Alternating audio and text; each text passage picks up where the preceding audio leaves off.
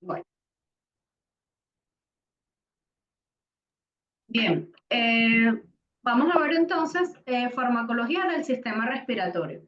Pues el sistema respiratorio ya saben, ¿no? Vamos a ver nariz, realmente no vamos a ver faringe porque es muy parecida a toda la mucosa y donde nos vamos a detener más que todo es a nivel pulmonar y exactamente en asma, porque las otras patologías como por ejemplo EPOC se tratan con muchos de los medicamentos que vamos a usar, pero en EPOC, por ejemplo, la broncoconstricción no es lo principal, sino la inflamación que hay. O por ejemplo, en fibrosis quística, no es tanto tampoco la broncoconstricción, sino la cantidad de secreción que tiene el paciente, que no lo maneja bien. Entonces, los tratamientos se parecen, pero lo más frecuente y lo que todos van a tratar sí va a ser asma, porque se ve tanto en niños como en adultos.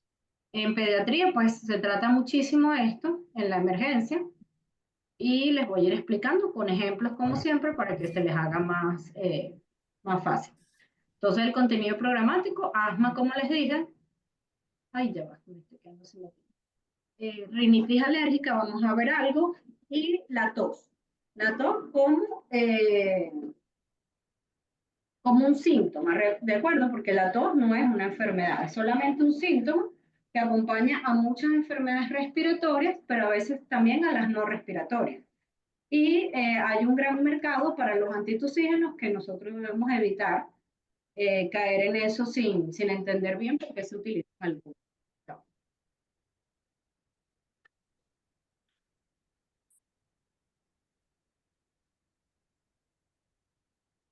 Bien.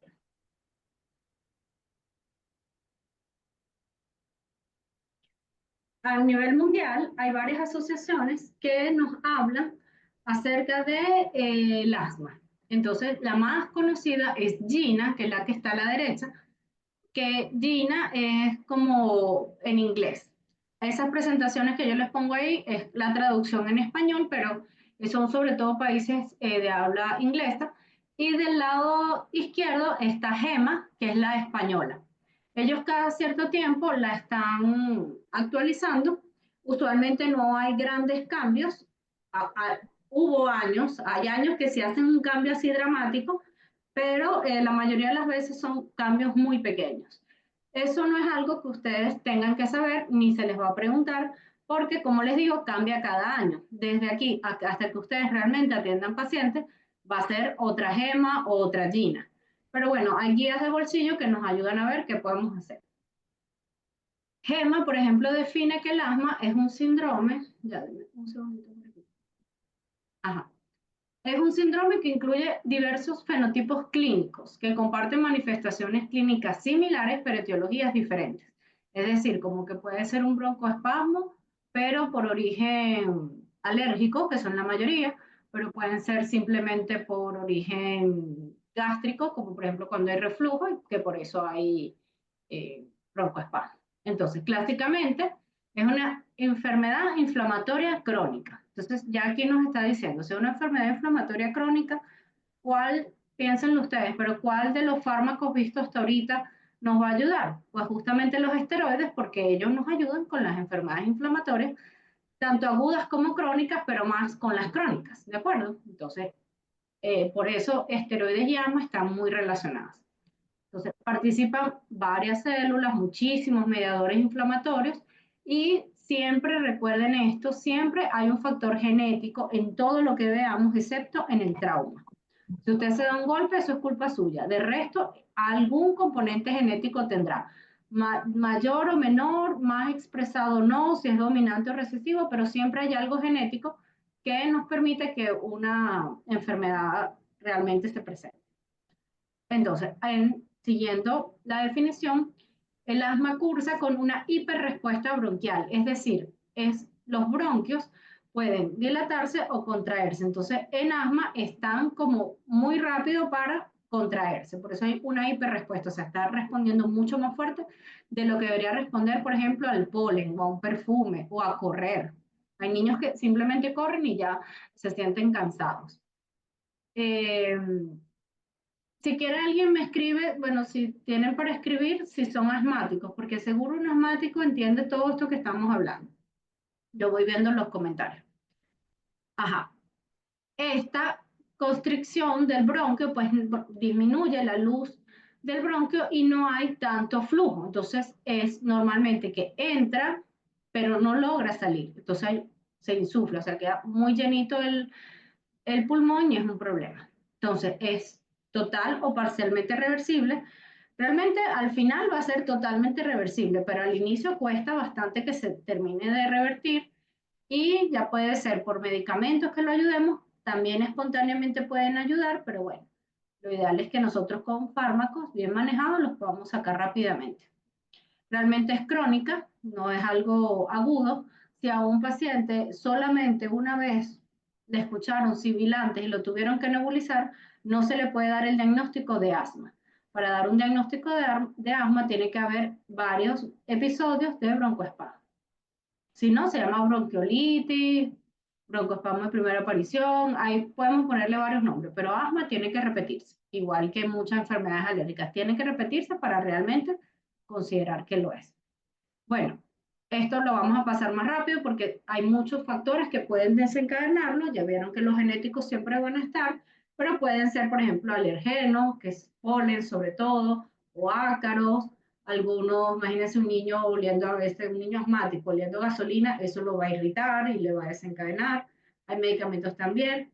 Las infecciones, de por sí ellas pueden causar broncoespasmo, sobre todo las virales, pero van a, si ya el paciente es asmático, pues cualquier infección viral lo va rápidamente a hacer caer en asma. Pero hay pacientes que no es eso, sino solo el estrés o la risa o el aire frío, cambio brusco de temperatura, sí pueden causar crisis de asma. O sea, son los desencadenantes. Estos son todos los factores que hay, son muchísimos, como les digo, no, pero no se los tienen que saber, pero por ejemplo, miren, paracetamol puede causarlo, los mismos antiácidos, los antibióticos con respecto a fármacos. Todos estos son factores ambientales, muchísimos, eso lo van a ver más cuando vean neumonología. En la patogenia, bueno, se dice que lo primero es el inmunológico, así como cuando vimos histamina, viene el alergeno, se une a la inmunoglobulina E, que está en algunos de los mastocitos basófilos, y se liberan los contenidos. Como ven en el primero, aquí ven la flechita. ¿Alguien ve la flechita? Sí, profe, se ve.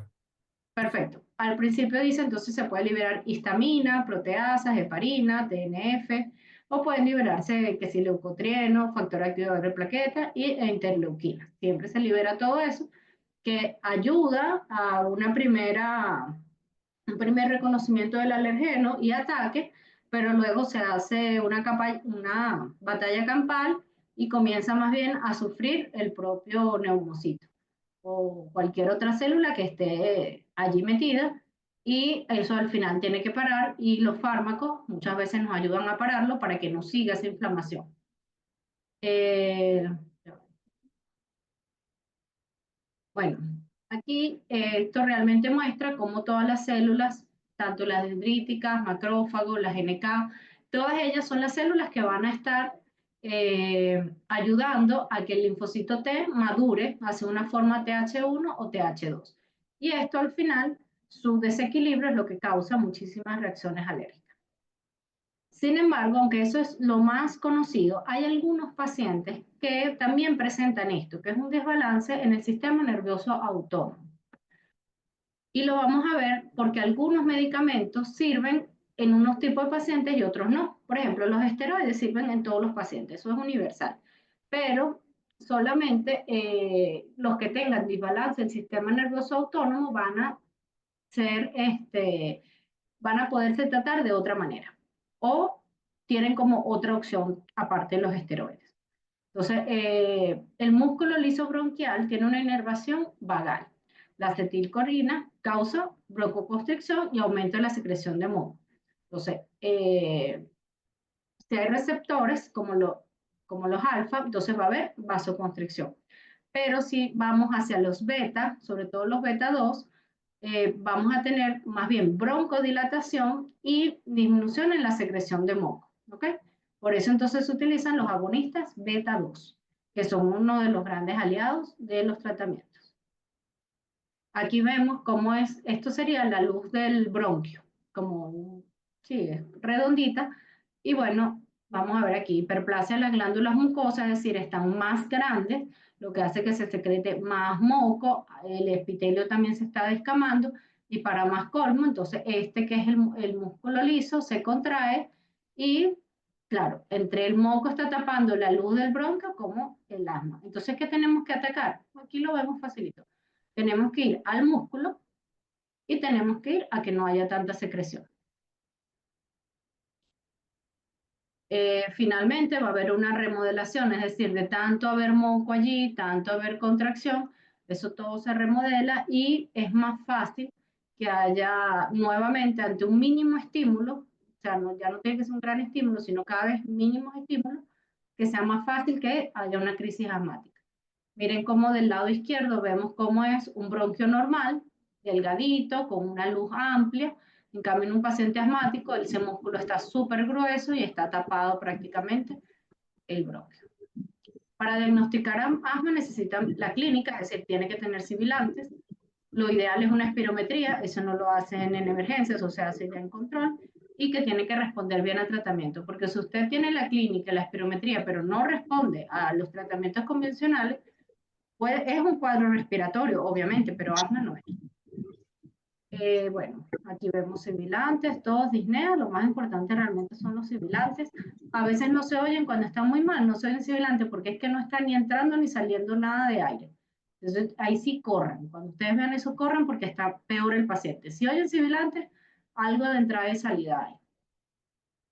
¿Ok? Bueno, lo ocultamos y la diferencia con EPOC. Aquí vean, EPOC es más frecuente, lo vemos de este lado, es más frecuente después de los 40 años, casi siempre es que eran fumadores, no es una enfermedad alérgica, no es tan importante los antecedentes familiares, no hay tantos síntomas, eh, no se mejora tan rápido la obstrucción bronquial, no es un cuadro que mejore hasta verse bien, realmente mejoran un poco y vuelven a caer. Los esteroides tienen algo de efecto, pero no tanto como o pueden tener en asma. Y bueno, ahí ven los síntomas. Sí se parecen bastante porque todos tienen disnea, pueden tener sibilancias, pero aquí es más el tos y moco, pues. Entonces, eso, o sea, si es un adulto, tendrían que diferenciar bien, pero en un niño nunca van a ver una EPOC, ¿ok? En un niño tendrían que diferenciar más bien con fibrosis quística. Lo ideal, y por eso es que los tratamientos son muy variados, es porque necesitamos controlar lo que está pasando y luego controlar el futuro, porque no necesitamos un niño que no solamente no tenga crisis un día, sino que en general pueda correr y pueda tener una vida normal. Y ahora sí comenzamos con farmacología, que es todo este es el tratamiento farmacológico. Esto es lo que vamos a hablar hoy y los vamos a ir desglosando. ¿Qué necesitamos ver? ¿Cuáles son los mecanismos de acción? Y obviamente, como siempre, reacciones adversas y interacciones. Pero hay algo muy especial en la clase de respiratorio, que es la vía de administración, que aunque la pudieron haber visto en la primera unidad, aquí se las voy a explicar un poquito más, porque esta es una vía bien rápida, que ni siquiera pasa por corazón, o sea, ella entra de una vez a donde tiene que entrar, que es a la mucosa respiratoria. Entonces, hay varias maneras de que entre. Aquí, por ejemplo, este tiene colocado un inhalador de pulso, o sea, que es a presión. Y miren, la mayoría es demasiado bueno. La mayoría queda en la boca, si no lo hacen bien. 90%, es decir, que la mayoría no va a ir al sistema respiratorio, va a ir al sistema digestivo. La forma de mejorar esto es que se explique bien la forma de utilizar los aerosoles, los nebulizadores, todo esto. También, no sé si se acuerdan cuando leí la clase de esteroides, si un niño lo nebulizan con esteroides o le dan esteroide tomado y luego no le limpian la boquita, pues eso queda allí haciendo, causando ya reacciones adversas porque pues queda acumulado donde no queremos que esté o donde no lo necesitamos.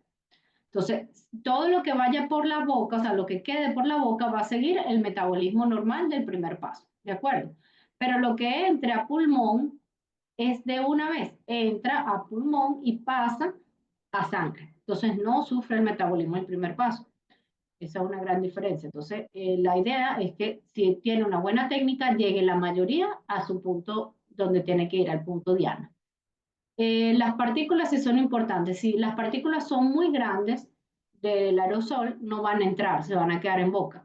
Si son muy chiquitas, van a entrar y salir. O sea, no se quedan donde tienen que quedarse. Tienen que tener un tamaño de 1 a 5 micrómetros para que entren y a la vez se queden adentro. Lo que les comentaba, la frecuencia y retención del aliento, eso es importante porque cuando imagínense, tienen que apretarlo y aspirar al mismo tiempo, eso no es muy fácil lograrlo hacer, pero bueno, si se practica y si se enseña bien, sí se puede. Miren acá cómo el medicamento entra y debe quedar acá. Entre más chiquito, entra y sale, o se queda pegado en las paredes de acá y no llega hasta donde necesitamos, que es acá el alveolo.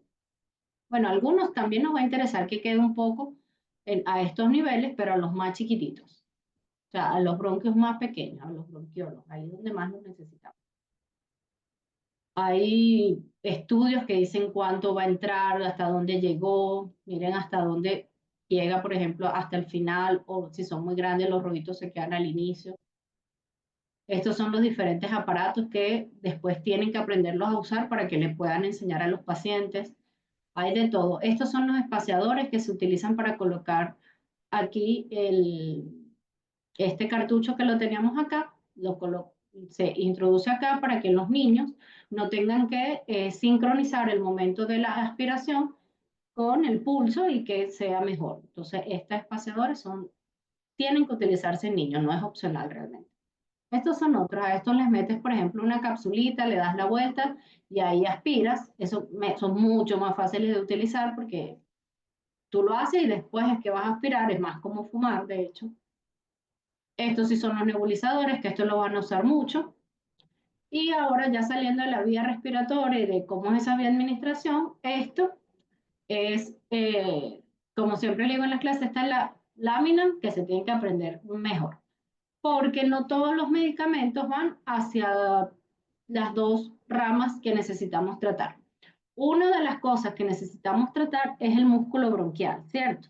Porque hay una hiperreactividad, lo que hace que hay una broncoconstricción. Entonces ahí necesitamos actuar con algo que nos relaje al músculo. Eso lo vemos aquí del lado derecho. Y del lado izquierdo lo que hay es una inflamación terrible que genera esa secreción. Y entonces necesitamos controlar la inflamación. Por ejemplo, los agonistas beta 2 adrenérgicos tienen una acción preferentemente de broncodilatación. Tienen una acción corta en la inflamación que ya las vamos a ver. Los glucocorticoides definitivamente son los mejores antiinflamatorios y no tienen nada que ver con la broncoconstricción. No son broncodilatadores, ellos nos van con la inflamación. Los antileucotrenos sí pueden tener ambos efectos, pero realmente ellos no son tan fuertes. Ellos se utilizan no tanto en la emergencia, sino en el mantenimiento. La teofilina, que es la misma aminofilina, ella tiene ambos efectos. Los antagonistas, los receptores muscarínicos, solamente hacia broncodilatación. Si utilizamos terapéutica contra la IgE para evitar que haya tanta inflamación, pues esa también es solo con la inflamación. El cromoglicato, que ya lo habíamos visto, que sea en la clase de histamina, que son los que estabilizan la membrana y que en teoría deberían ser muy buenos porque no permitirían la liberación de ninguno de los mediadores. Ese también va más con inflamación. Y el sulfato de magnesio, que esto es cuando ya está a punto de pasar a terapia intensiva, es que utilizamos sulfato de magnesio, ese va más con la broncodilatación. Entonces es importante no confundir a dónde va cada uno y no tampoco utilizar todos de un mismo lado. Es decir, si el problema es dual, si el problema es inflamación más broncoconstricción, no vale la pena usar solo antiinflamatorios. ¿Por qué?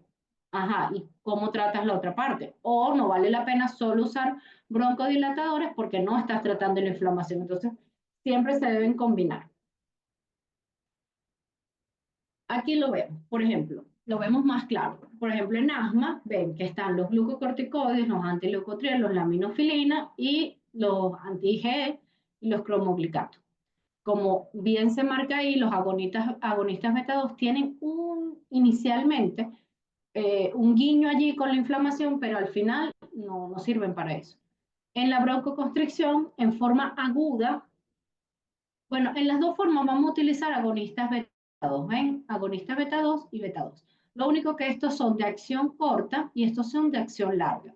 Entonces, cuando los lean en inglés, esto es short y este es large. Entonces sería larga, acción larga y acción corta. Entonces le dicen SABA y LABA. Y así los vamos a hablar.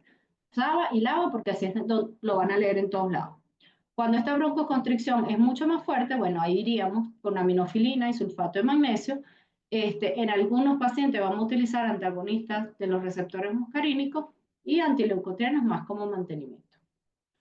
Esto ya ustedes lo han visto, pues lo vieron en la segunda unidad, que son los receptores, bueno,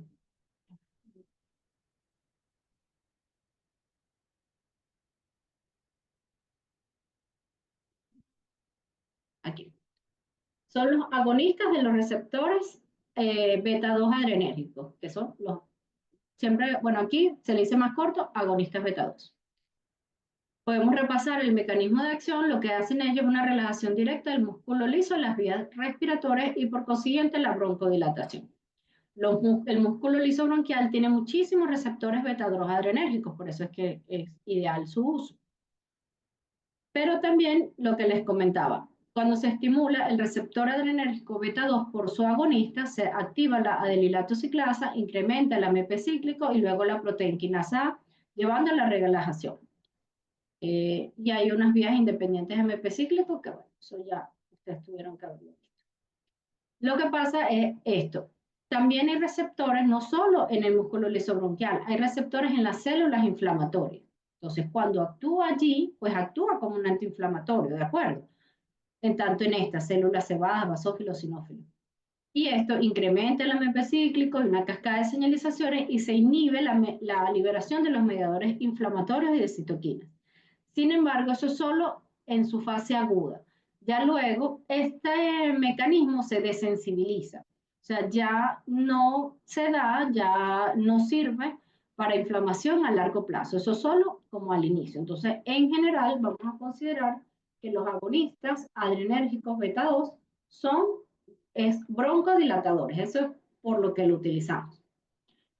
Las células del músculo liso bronquial no se desensibilizan. Las que se desensibilizan son las células inflamatorias. Entonces, los SABA, que ya saben que SABA es de acción corta, son usados para el alivio sintomático, es decir, el paciente que llega y hay que nebulizar. Los LABA se utilizan para profilaxis, es decir, se utilizan ya para la casa. Los inhalados comienzan a actuar rápidamente, en 1 a 5 minutos, luego de ser inhalados y duran más o menos 2 a 6 horas. Por eso hay que nebulizar a los pacientes, dependiendo de qué tan grave esté, pero se puede nebulizar como mantenimiento cada 8 horas y cuando está muy mal, por ejemplo, si un paciente llega muy severo, se nebuliza seguido por 4 veces. Imagínense lo rápido que se hace.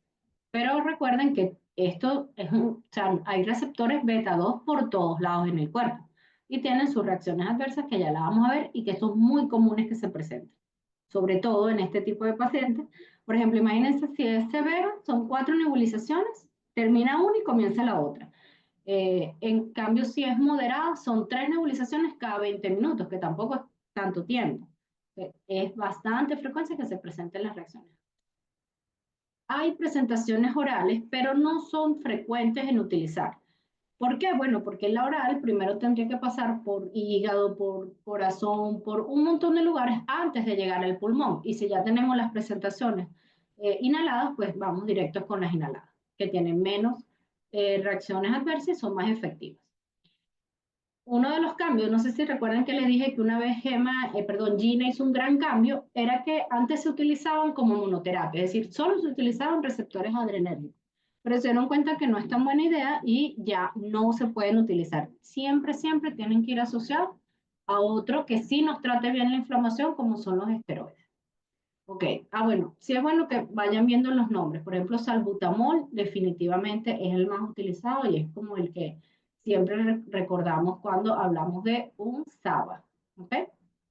Cuando hablamos de los LABA, que son larga acción, que es más para profilaxis, ahí sí podemos utilizar el salmeterol o el formoterol. Esos los dos sí son bastante utilizados. Eh, Son muy selectivos por el receptor beta 2, son más efectivos y la duración es también más larga. ¿Ok? Esto es como las cantidades de lo que se puede inhalar, de acuerdo a si es un inhalador o un polvo seco. Esto no es quizás tan importante más que comparar las duraciones. Ven los de duración corta, salbutamol sobre todo, una duración corta en comparación con formoterol o salmeterol, que son una duración mucho más larga. Eh, Aunque sí está descrito que se puede utilizar en forma intravenosa, ciertamente es muy raro que se utilice, bueno, yo nunca lo voy a utilizar, pero está descrito. Los orales se pudiesen utilizar en niños, pero tampoco se utiliza mucho, porque aunque dice ciertamente que es difícil que un niño maneje los inhaladores esos de spray, pues se coloca un espaciador y con eso es suficiente. O un nebulizador. Comprimido, bueno, el mismo cuento. ¿Qué es el problema? Las reacciones adversas, como siempre, que hay que tener cuidado. Entonces, como estos receptores beta 2 pueden estar en muchos lugares, en especial corazón, lo que más vemos es al paciente que tiene inotropismo positivo, es decir, la frecuencia cardíaca no está tan alterada, pero más bien es como la fuerza. Entonces tú ves a los pacientes que se sienten mejor de la parte respiratoria, pero igual sí sienten como más el corazón. Entonces los ves más alterados. Bueno, la broncodilatación no es realmente una reacción adversa, es lo que estamos buscando. En los vasos sanguíneos podemos ver vasodilatación, es decir, podemos ver a los niños se ponen más rojitos. En útero pudiese haber relajación, entonces una mujer embarazada no es que no se pueda utilizar, pero habría que considerarlo dependiendo del trimestre en que esté, qué tanto podemos utilizar y en tal caso tendrían que ser inhalados. Inyectados ni tomados, no. En músculo esquelético sí vemos temblor, los niños terminan temblando, sobre todo las manitas. Y metabólicos, bueno, deberíamos vigilar los niveles de glucosa, insulina, lactato, ácido libre y ácido graso libre y los niveles de potasio. Entonces vamos a ver, temblor fino de las extremidades, intranquilidad, nerviosismo, taquicardia, efectos metabólicos, puede haber hipoxemia, hipocalemia y puede haber hasta taquifilaxia. Es importante, entonces vemos un niño que viene con asma, pero está tranquilo, y de repente lo nebuliza y ahora está intranquilo. Está mejorando, pero lo que está teniendo son las reacciones adversas de los agonistas. Cuando el paciente llega, usualmente comenzamos con nebulizaciones, con agonistas beta 2, con esteroides, que ya saben que el mecanismo de acción no es rápido. Entonces no podemos esperar eh, que el mecanismo, que por su mecanismo de acción sea lo que nos saque del problema. Yo aquí no estoy viendo. Que les quiero hacer una pregunta y quiero que me escriban rapidito. ¿Qué creen que debe ir primero? ¿El broncodilatador o el esteroide? Vamos a ver quién habla. El Yo broncodilatador. creería. Ajá. Exacto, yo Codilatador. también creería que el broncodilatador, porque es más rápido. Perfecto. La acción es rapidísima. Acuérdense que todo lo que sea beta 2, alfa algo, todo eso es rápido. En cambio, el esteroide es lento. ¿Sí? Eso lo tienen que tener claro. Porque en el momento que ustedes mandan a nebulizar, tienen que estar pendientes con cuál nebulizan primero. Entonces, ajá, tiene asma, ¿con cuál lo van a nebulizar? No, con la budesonida, no. Primero el broncodilatador. Ya después de que usted abrió, porque fue más rápido, bueno, ahí pone el esteroide para que el esteroide comience a hacer su efecto. Pero al inicio tiene que ser un broncodilatador. Cambiamos de grupo. Ahora vamos a hablar de uno que ustedes no han visto, que es las metilxantinas. Entonces son alcaloides que se obtienen del café, del té, del chocolate. ¿De acuerdo? No son muy solubles, por lo que se han tenido que combinar, como por ejemplo esta que es la teofilina, se combinó con la etilendiamida y este es el que sí van a ver, que es la aminofilina. Ese es el que en todas las emergencias hay. Pueden haber otros nombres, pero ese es el más frecuente. Ok. Los mecanismos de acción de la aminofilina son espectaculares, o sea, son súper variados. Entonces, ellos inhiben a la fosfodiesterasa, ¿ok? Que es esta, que está acá, que es la fosfodiesterasa 4 y 5, de esa hay varias. Evitando la degradación de la AMP y del el GMP cíclico, aumentando la acumulación y traducción de señales por esas vías, ¿de acuerdo? Intensifican la actividad de los autacoides, de las hormonas y de otros neurotransmisores endógenos, lo que explica su mayor efecto en vivo que in vitro. Es un antagonista competitivo de los receptores de adenosina, que actúa también como un autacoide. ¿Se acuerdan de los fármacos autacoides? La explicación que les di cuando comenzamos histamina, que son fármacos que actúan localmente y causan, bueno, causan diferentes cosas. Aquí en este caso causarían broncoconstricción. Aparte, tiene una acción antiinflamatoria en células cebadas y en basófilos, que también lo hace de otras maneras. Entonces, él es un medicamento muy completo que nos sirve ya cuando el asma llega o sea, en un estado severo, porque tiene reacciones adversas que no justificarían su utilización o su uso en asma leve o moderada. Otro mecanismo de acción libera interleuquina 10, que es antiinflamatoria, previene la translocación del factor de transcripción FKB beta, inhibe las prostaglandinas, inhibe catecolaminas endógenas, mejor dicho, es una maravilla. Entonces, como vimos, es antiinflamatorio porque estabiliza también los mastocitos y inhibe la función de los linfocitos, no altera la granulación de los eosinófilos, tampoco reduce la hiperreactividad bronquial, pero produce la broncodilatación que nos ayuda muchísimo, y esto también es súper importante porque los músculos cuando están respirando, uno los utiliza y obviamente no está pendiente cuál músculo está usando, pero los músculos respiratorios son varios y el que más trabaja definitivamente es el diafragma, y cuando el paciente lleva mucho rato en una crisis de asma, se cansa el diafragma. Entonces, la aminofilina tiene esa posibilidad de disminuir la fatiga de los músculos, lo que permitiría que el músculo vuelva a tener fuerza para seguir trabajando al ritmo que tiene que trabajar. O sea, nosotros normalmente, ¿cuánto respiramos? 16 respiraciones por minuto. Un paciente puede llegar a 30, 40, es decir, está trabajando el doble ese diafragma, y nos ayuda a que eso descanse. Disminuye la permeabilidad y aumenta el aclaramiento mucociliar. Eso también es muy importante porque al moverse más, todo ese moco va a disminuir los síntomas. Tienen una buena absorción, ¿ok? Sin embargo, casi siempre se utilizan vía intravenosa, o sea, no es frecuente tomado. Si comen o están acostados o están dormidos, se retrasa su absorción. Es ideal utilizarlo en la mañana, más no por el mismo tema de los esteroides, sino porque usualmente en la mañana empeoran los síntomas. De hecho, ustedes lo verán. En las emergencias, entre mediodía y la tarde, casi no llegan los pacientes, llegan casi siempre en la madrugada, que es cuando realmente empeoran. Pueden ser por supositorio, pero no, tampoco es muy frecuente. Hay presentaciones de liberación sostenida, no es tan frecuente. Lo más frecuente es la intravenosa. Pero esto es súper importante, que tiene que ser lenta y lo tienen que escribir en las indicaciones. Administración lenta, no menos de media hora. Entonces, por muy apurados que estén, por muy mal que esté el paciente, pues que el broncodilatador vaya haciendo efecto mientras la aminofilina comienza a poderse administrar, porque si no, pues puede causar arritmias y muerte súbita. Se distribuye ampliamente por todos los compartimientos, usa placenta, leche materna, o sea, tiene una muy buena distribución. La unión a proteínas plasmáticas no es exagerada, un 60%. Tiene un metabolismo hepático, se elimina renal el 15% sin modificación, y la semivida más o menos de 3.5 a 5 horas.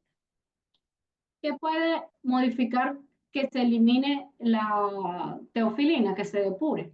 Los fumadores, las dietas ricas en proteínas y bajas en carbohidratos. En los niños puede haber inducción enzimática, tanto que incrementa la dosis, como inhibición enzimática si la ven abajo, que disminuiría la dosis. Entonces, miren que siempre son los mismos.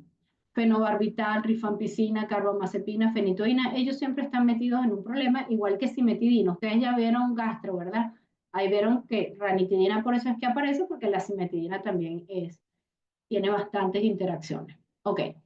¿Cuándo va a disminuir la depuración? Va a disminuir insuficiencia cardíaca, disfunción hepática, obviamente, neumonía, infecciones virales o dieta alta en carbohidratos. Bien. Aunque los mecanismos de acción son envidiables, tiene una buena farmacocinética, tiene varias reacciones adversas, tanto que, miren, la concentración plasmática es todo como muy pequeña las dosis para cambiar. Si tiene una concentración plasmática entre 0 y 5, es ineficaz, no sirve. Entre 5 y 10, bueno, a algunos pacientes ya les va sirviendo. Entre 10 y 15, chévere, tienen buena eficacia, buena tolerancia. Pero si ya pasamos de los 15, comienzan a aparecer las reacciones adversas. Y más allá, pues ya tóxica y hasta mortal. Que no es lo mismo con otros clases de fármacos, como por ejemplo los antihistamínicos, los de segunda generación, porque recuerden que los de primera sí tienen más reacciones adversas, como la torsada de Points. Sí. Pero este es muy poca la dosis de ser bueno a no servir a toxicidad. ¿Y qué es lo que pasa? Por ejemplo, puede tener náuseas, vómitos, diarrea, pero también puede tener irritabilidad, intranquilidad, que recuerden que esto también lo tienen los agonistas alfa 2, es decir, va complicando, taquicardia. Entonces, un niño que ya viene con taquicardia, le pusimos unos agonistas que le dan taquicardia, le ponemos una aminofilina que da taquicardia, tenemos que tener cuidado, no puede ser todo al mismo tiempo, tenemos que considerar muy bien en qué momento hacer. Denme un segundito, que ya es hora de, tengo que hablar con alguien.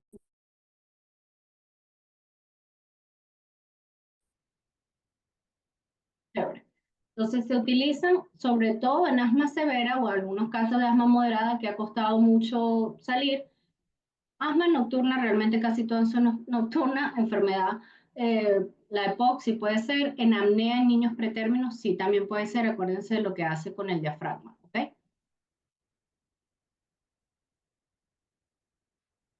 Para ver, terminamos aquí. Sí. Ok.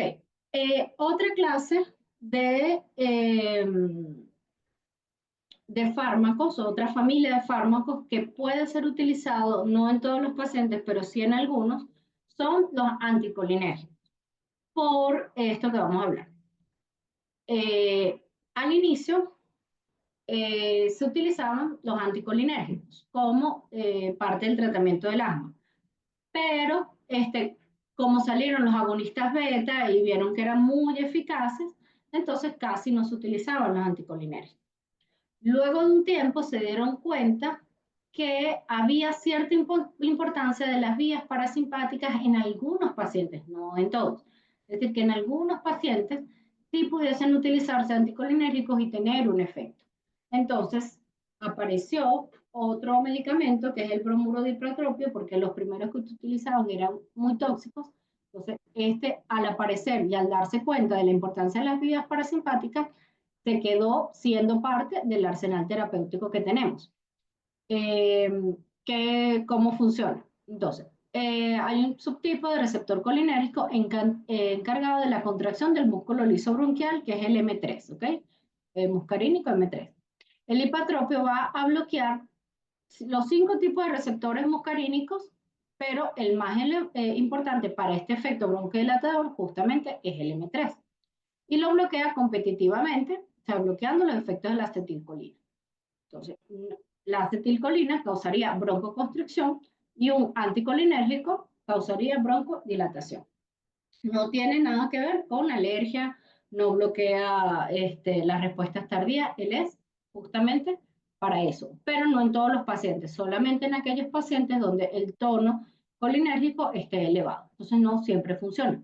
Lo que más se utiliza es el bromuro de patropio, luego apareció el oxitropio que también puede ser, se administran por vía inhalatoria, nebulización o inhaladores de dosis medida, inician su acción bastante rápido, a veces ya vienen combinados, si los ven abajo, pueden ya venir hipatropio con albuterol, que hipatropio sería este anticolinérgico, y albuterol sería un SABA, entonces ese es uno, o puede venir con un LABA, otra opción, ¿de acuerdo? También hay uno que viene solo, que se utiliza más en EPOC y enfisema, puede ser una opción. Entonces, ellos también aumentan la acción de ese agonista beta 2, causando mayor broncodilatación y por más tiempo. Tienen un efecto más lento y menos intenso que los agonistas beta 2, es decir, como que nebulizar o tratar solamente con bromuro de patropio no es indicado. Lo indicado siempre al inicio, acuérdense, en sábado con esteroides. Pero bueno, este entraría y lo que hemos hablado, hay una variabilidad de su efecto dependiendo del tono parasimpático y de qué tanto participa en la activación de este sistema colinérgico, generando la clínica en el paciente. ¿Cuáles son las reacciones adversas? Lo mismo que ustedes vieron en la unidad 2. Sequedad bucal, sequedad de la piel, visión borrosa, taquicardia nuevamente, retención urinaria, disminución del aclaramiento. ¿En qué se utiliza? Asma, puede ser en EPOC, pacientes que no logres controlar con lo tradicional, pudieses ir para acá.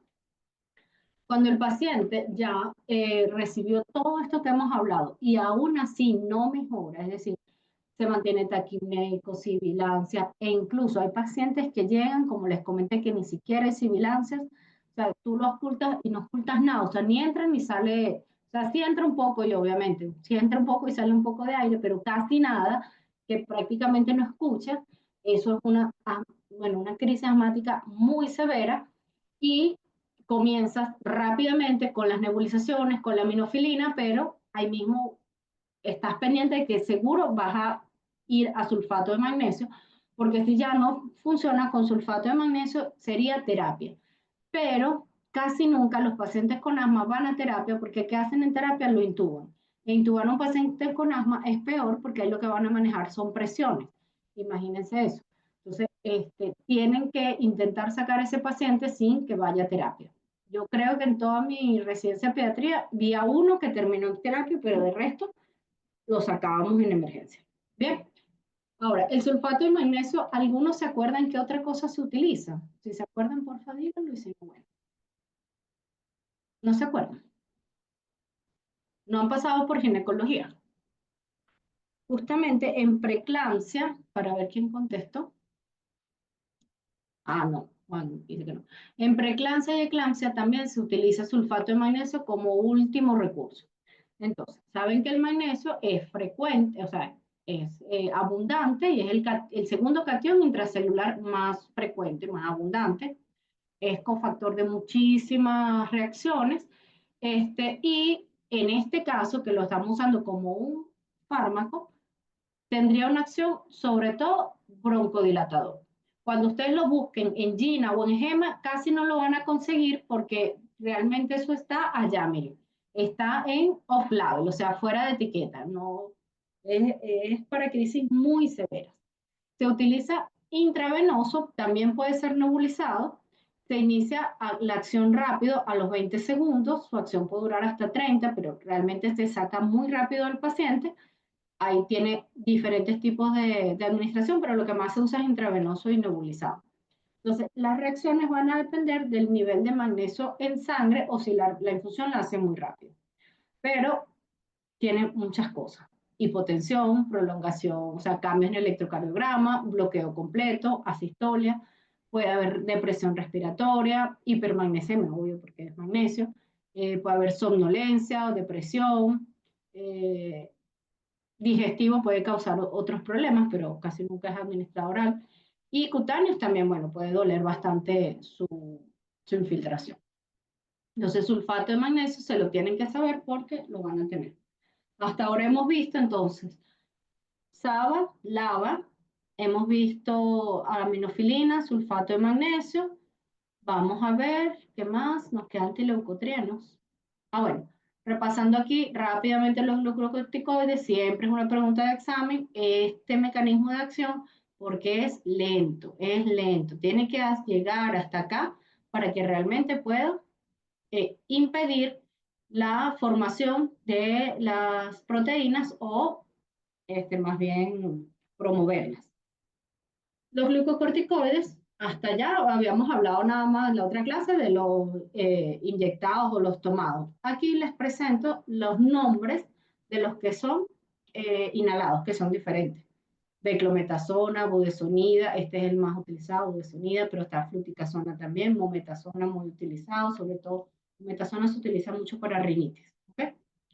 Ya sabemos todas las reacciones adversas, y que porque lo pongamos por esta vía no significa que no nos va a hacer un Cushing, no significa que no va a hacer algún otro problema. Recuerden que lo más grave que puede pasar con los glucocorticoides es que suprimamos la función suprarrenal, que siempre la vamos a suprimir, pero la que la suprimamos y la dejemos así, causando una insuficiencia suprarrenal que puede ser mortal.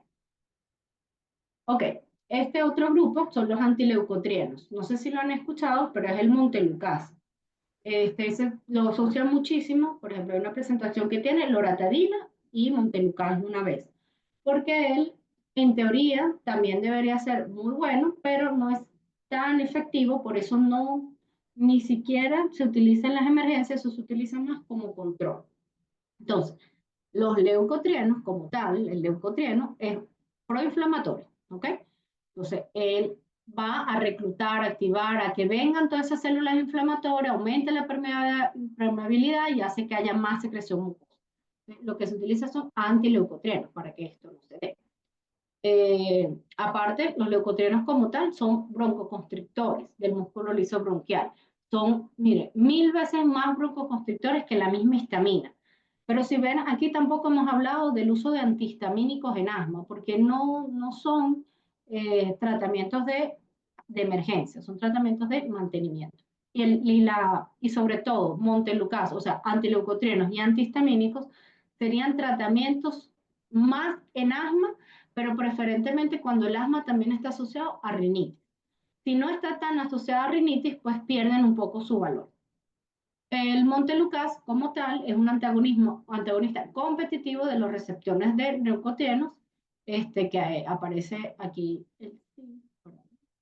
Aquí está, de los receptores de leucotrienos, que tiene alta afinidad y sensibilidad.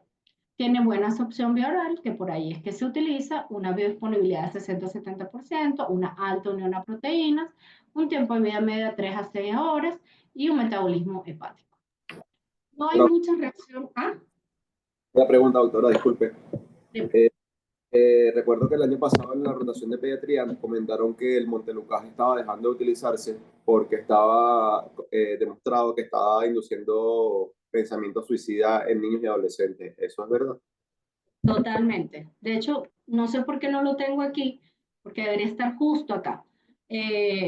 Bueno, realmente no tenía tantas reacciones adversas. Lo que más se había demostrado era eosinofilo o vasculitis, pero últimamente el problema grande ha sido ese, ha sido como la afección neurológicamente en el funcionamiento. Entonces sí ha habido depresión por el uso de antileucotrienos. Por eso, cuando un medicamento le diga, no, eso no tiene ningún problema, bueno, puede ser que aún no se le haya demostrado. Hay fármacos como el ketoconazol, que se utilizó por muchísimos años y recientemente fue que lo sacaron del mercado porque se demostró hepatotoxicidad. Entonces, cuidado en mandar medicamentos por muy largo tiempo sin una indicación formal. O sea, no, bueno, tómatelo, si es lo que tienes en la casa. No, si realmente lo necesita porque es un paciente que no puede ni correr porque le da asma, bueno, consideramos colocarle un antileucotrieno. Pero si no, vamos a intentar manejarlo con algo. A veces los medicamentos más viejos son mejores porque son más conocidos. Los antileucotrienos no son tan viejos, o sea, viejos, digamos penicilina. Todo lo demás es bastante reciente, los esteroides son muy viejos también. O sea, uno dice, tiene muchos problemas, pero por lo menos los conocemos, por lo menos sabemos a qué enfrentarnos. Eso es lo que está pasando con los antileucotrienos. De hecho, antes había muchos más tipos. Está el Serfilucas y ya varios de esos han salido y lo que más queda es montelukast. Pero tal cual lo dices, cada vez se utilizan menos o tenemos que ser más cuidadosos en quién lo vamos a utilizar. ¿De acuerdo? Entonces, se utilizan en profilaxis para asma leve, disminuyen las exacerbaciones, mejoran la función pulmonar, no hay que utilizar tantos otros medicamentos y hay unos que responden mejor que otros, no todos responden igual. La otra opción para tratar sobre todo la inflamación, sí la causa está mediada por IgE, son los anticuerpos monoclonales humanizados contra IgE, que es el omalizumab, ¿de acuerdo? Se inyectan vía subcutánea, esto sí ya es crónicamente, si el paciente tiene muchas recaídas, esto lo indica, son los inmunólogos, ahorita, hasta donde sé, ya no hay en Venezuela, pero lo hubo y se utilizó bastante, y bueno, tenía su efecto, pues. O sea, servía para los pacientes donde este era el problema. Pero bueno, regresará. El mecanismo de acción es facilito. Él lo que hace es justamente bloquear que el anticuerpo IgE no se una donde se tenía que unir, y al hacer eso, entonces, pues no hay liberación de todos los autacoides, ni citoquinas, nada, y es buenísimo. Reacciones adversas, igual como hablamos con el otro. Por los momentos no hay tantas reacciones adversas descritas, pero tiene que, es un medicamento barato, tiene que justificarse su uso, ¿de acuerdo? Usos en asma, como hemos hablado, disminuyen igual las exacerbaciones, no usar tanto otros medicamentos y utilizarse en niños grandes. Ya los habíamos visto en la clase de histamina, porque son los que estabilizan la membrana, ¿de acuerdo? Al inicio el cromoglicato no tenía la capacidad broncodilatadora del compuesto original, pero sí tiene cierta efectividad y disminuyen entonces la afluencia de calcio, aunque su mecanismo no está muy claro. Entonces no se libera lo que está dentro, que es histamina, leucotrieno, factores quimiotácticos. Al no haber nada de eso afuera, pues hay menos hiperreactividad bronquial. No se absorben vía oral, realmente son inhalatorias. No se usan con tanta frecuencia, pero bueno, están allí para pacientes que no no hayan mejorado con los otros tratamientos. Se excretan sin modificaciones y una semivida de 45 a 100 minutos. Reacciones adversas aunque es para asma, puede tener como una reacción paradójica de causar más broncoespasmo y tos irritativa, tiene mal sabor y bueno, se utiliza a veces en asma, o sea, tiene una indicación en asma. ¿De acuerdo? También se trata, si por ejemplo si el paciente es muy alérgico a los ácaros, una opción es colocar inmunoterapia. No sé si saben qué es la inmunoterapia, pero supongo que si usted es alérgico a los ácaros, le van poniendo inyeccioncitas de ácaros con dosis cada vez mayores para generar tolerancia. Eso puede ser. Es importante vacunarlos contra los virus o bacterias que atacan más al pulmón, que es la vacunación antigripal y antineumococo, y control ambiental. Aunque eso no es farmacología, sin eso van a utilizar, a veces uno dice, pero ¿por qué no mejora? Bueno, porque no tiene ninguna medida de control ambiental y no hay manera ni que utilicen los mejores medicamentos. En el futuro se desarrollarán más medicamentos de este tipo que se le llaman biológicos, por ejemplo el dupilumab ya está aprobado, pero para dermatitis atópica. Esto es lo que van a ver siempre en las guías.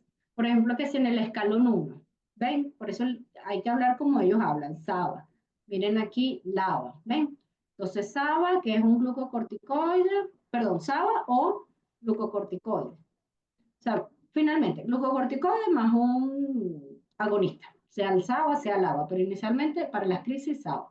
Igual cuando lean esto, también tienen que ver, por ejemplo, aquí están hablando de tratamiento de mantenimiento, ¿lo ven aquí a este lado? Esto es de mantenimiento. Y vamos a ver qué más podemos ver aquí de lo que hemos hablado. Miren dónde está teofilina, o sea, aminofilina. ¿Qué otro hemos conseguido por aquí? Todos estos son esteroides, glucocorticoides, que aquí serían orales o intravenosos. Aquí están en escalón 1, están hablando de los inhalados. Miren, aquí aparece omalizumab por este lado. Bien. Ven que los otros casi no aparecen. Aquí sí, estamos hablando de crisis. A ver. Bueno, aquí hablamos de crisis, budesonida, crisis grave. No sé si ven aquí, pero aquí dice que magnesio. ¿Ven? Crisis grave, magnesio, pero es chiquitito que lo ven y eso que sí se usa bastante. Hospitalización, oxígeno, todo eso. Aquí también vuelve a decir, miren. Ay, caramba. Bueno, abajo aquí, considerar magnesio intravenoso. Nada de esto se les va a preguntar, nada de esto, solo para que vean cómo si ustedes se saben bien la farmacología, se saben bien si este es un broncoconstrictor, si este es un antiinflamatorio, ya lo podrán usar ahí. Bien, cuando hablamos de... un segundito.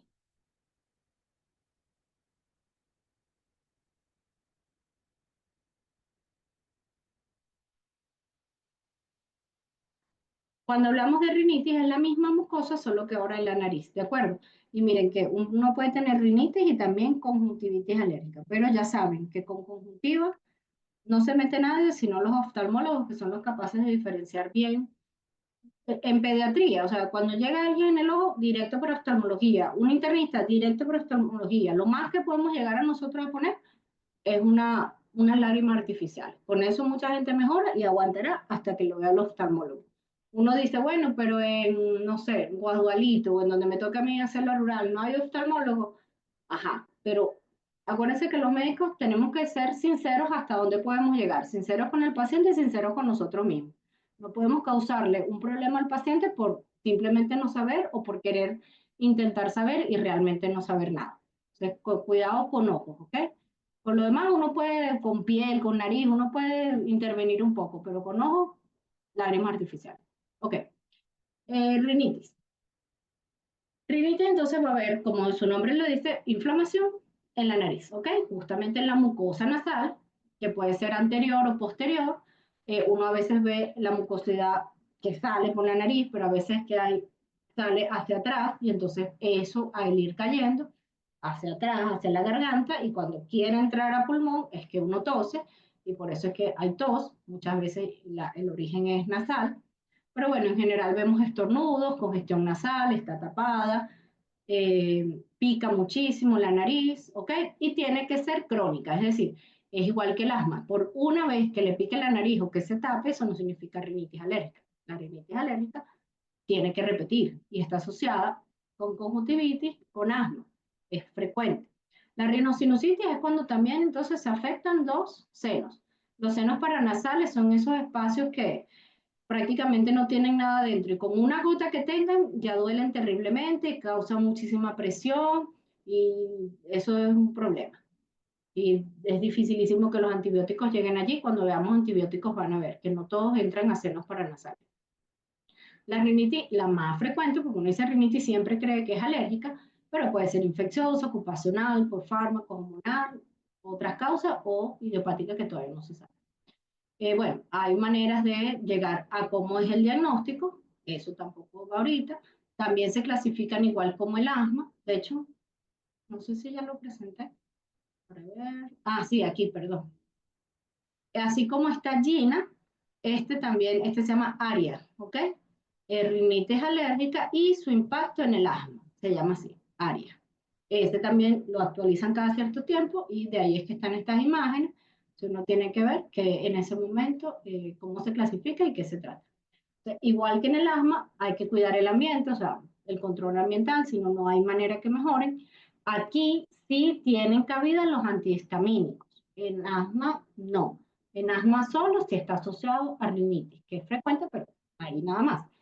Orales y tópicos puede ser. Corticoides tópicos, sí, muy utilizados, sobre todo, por ejemplo, mometasona, fluticasona. Bueno, ahí está. Antileucotrienos orales también, si amerita, ya sabemos que si amerita. Descongestionantes tópicos nasales se utilizan, anticolinéricos tópicos nasales se utilizan, cromonas también y anti-G si es muy grave el cuadro. Entonces la inmunoterapia, como hablamos, que puede ser un tratamiento cuando ya lo demás no ha servido y necesitamos mejorar rápido al paciente. Entonces son los mismos grupos que hemos hablado, corticoides tópicos nasales, antagonistas de los receptores leucotrienos. Ok, dependiendo entonces si es leve, sería solamente antihistamínicos, descongestionantes, y a medida que va haciéndose más severo o más crónico, pues podemos ir asociando otro tipo de medicamentos. Ajá, hablemos de tos. Es lo último que vamos a hablar, pero es lo que más van a ver, porque es un síntoma, no es una enfermedad. Pero aquí en farmacología la hablamos así tal cual, como tos, porque la gente cree que es una enfermedad. Y la rabia que le tienen a la tos es, o sea, es uno de los motivos más frecuentes, porque viene por tos. No viene por dificultad respiratoria, no viene porque se cansa, siempre es como molesta la tos. De hecho, es obviamente un síntoma, obviamente viejísimo, pero es un problema para los médicos porque hay que entender de dónde viene la tos para saber cómo tratarla.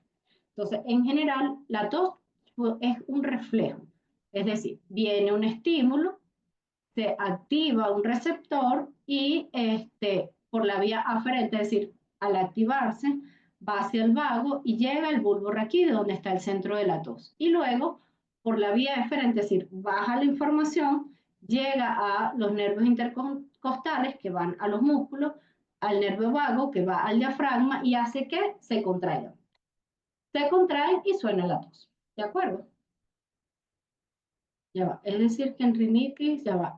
A una pregunta. Es decir, que en rinitis vamos a utilizar prácticamente lo mismo que en asma. Ajá, entonces en rinitis, ¿qué no vamos a utilizar? Los broncodilatadores, porque en la nariz no hay bronquios. ¿De acuerdo? Entonces ahí vamos a utilizar los que tengan que ver con inflamación.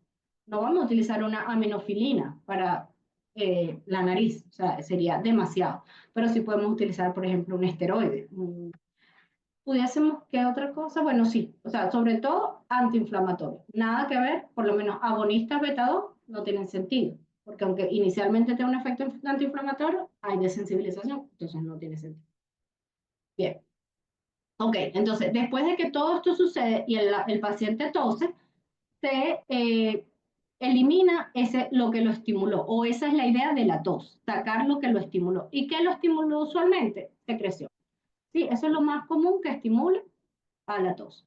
Entonces, ¿hay que controlar la tos? No. Lo que hay que controlar es el estímulo, que casi siempre es secreción. Entonces, lo que hay que controlar es la secreción. Para controlar la secreción, pues necesitamos los antiinflamatorios. Entonces, aquí dice que la irritación de la mucosa bronquial, de la mucosa, genera broncoconstricción, que también estimula los receptores de la tos. Un paciente con asma, tos no es su gran problema. Un paciente con EPOC tose un poco más. Un paciente con fibrosis quística sí tose porque tiene que mover esa secreción. Ok, entonces esto es lo que más se utiliza y este es el que sí tiene una cabida dentro de la farmacología, porque sí podemos bloquear el centro de la tos con antitusígenos, opioides y no opioides, pero en todos los pacientes. O sea, es importante que no haya tos. No, o sea, es importante que haya tos. El que haya tos significa que su sistema de defensa, su reflejo está perfecto y que nos está sacando de ahí todo ese moco. Si no hay tos, más bien es un problema, porque está entrando todo ese moco a la vía respiratoria, que después, ¿cómo vamos a hacer para sacar eso de ahí? Entonces, que exista la tos es ideal, no la debemos bloquear. Solamente en casos muy puntuales y específicos en donde sí necesitamos utilizar antitusígenos, ya lo vamos a ver. Anestésicos locales también pudiesen ayudar, y esto es lo que menos se debe utilizar, que son los expectorantes, ¿okay? O sea, es lo que menos tiene soporte. Entonces, nunca se debe utilizar un tratamiento para suprimir la tos si la tos es productiva, es decir, si la tos tiene secreción. Solo en algunos casos de tos seca es que puede tratarse. Otra vez, si pueden, opinen a ver si alguien ha visto una tosferina, que no creo que hayan visto, pero sí un síndrome coqueluchoide. ¿Saben qué es eso? Pueden escribir, yo los veo. Si no saben, pónganlo. La semana pasada vimos un síndrome coqueluchoide en pediatría.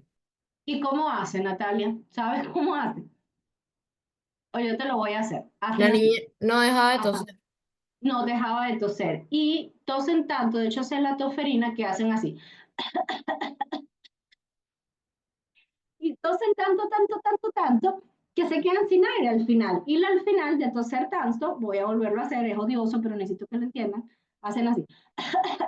Y después, porque toman aire, ¿de acuerdo? Entonces, ese paciente se puede poner cianótico te puede poner morado porque se quedó sin aire y eso es desesperante. En esos casos, y solo en esos casos, pudiese considerarse utilizar algo para un antitusígeno realmente. Porque bueno, de esa cianosis puede llegar a convulsión.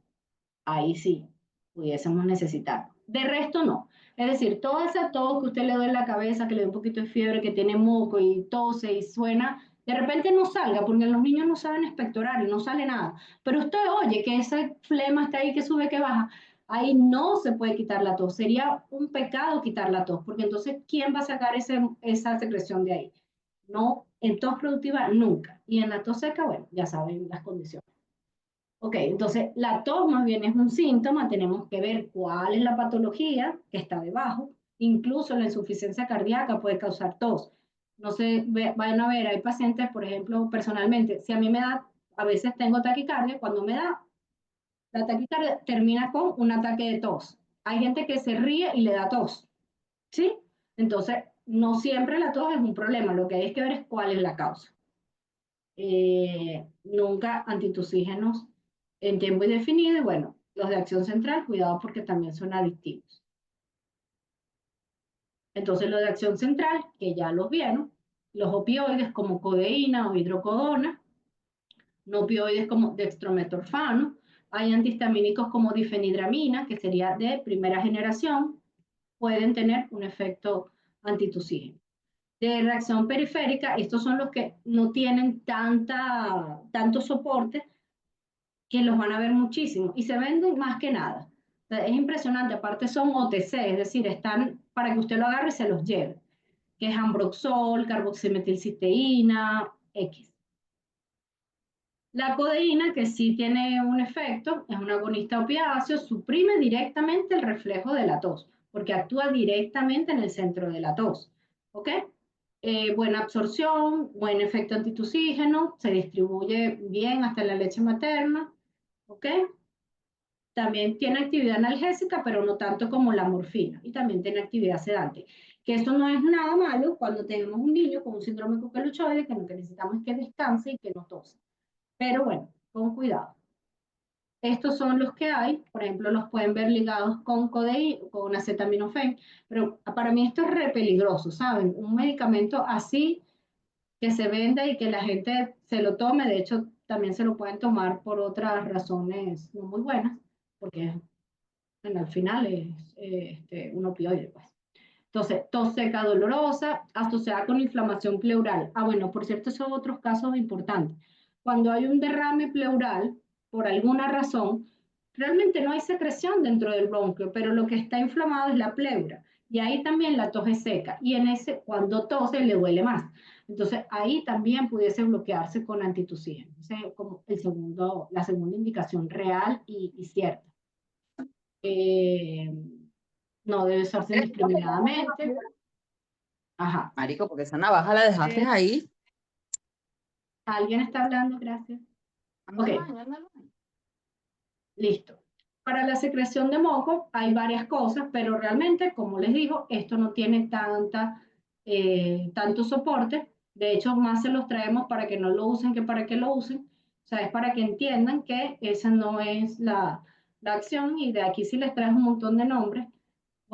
Guaifenesina es uno de los más conocidos, miren todos estos, pero hay de todo, ipecacuana, bálsamo de Tulum, bueno, hay varias cosas que están referidas, que disminuyen la viscosidad, y esto quizás tuviese como que una cabida en fibrosis quística, pero en otro niño no tiene sentido.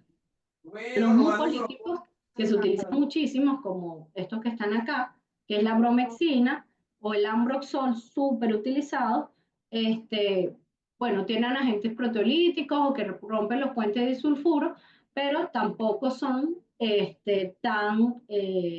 miren cómo dice, estudios clínicos no concluyentes, es decir, no nos garantizan nada. Y con esto termino, que dice que el amor es como la tos, no puede ocultarse y no hay que ocultarse. Y lo que dice abajo es espectacular, que dice que de nada ha servido que esta sentencia, al menos en referente a la tos, porque desde siempre Se sabe que ha habido muchos intentos por ocultar la tos, que es molesta, que no puedes dormir, te hace sentir incómodo, pero es un mecanismo de defensa. Y si lo entendemos como tal, podemos ayudar a controlar es lo que causa la tos. No la tos como síntoma, sino a lo que causa la tos. ¿De acuerdo? Bien. ¿Alguna pregunta?